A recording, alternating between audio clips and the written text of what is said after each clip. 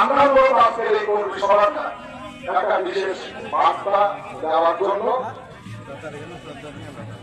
আপনাদেরকে সেই বার্তা বুঝবার জন্য এবং সেই বুঝে কাজ করবার যে অনুপ্রেরণা সেইটা সাফ করার জন্য মূলত আমাদের আজকের আগমন। আমরা আপনাদের কথা আজকে শুনবো না, মানে এই না যে আপনাদেরকে আপনাদের জ্ঞানগুলি আমরা অবমূল্যায়ন করি তা না। শুনবো এই কারণে যে আপনাদেরকে আমাদের ভালোবাসার কোনো কমতি আছে সেই জন্য না। আপনারা সবাই জানেন যে কুষ্টিয়া জেলা বিএনপির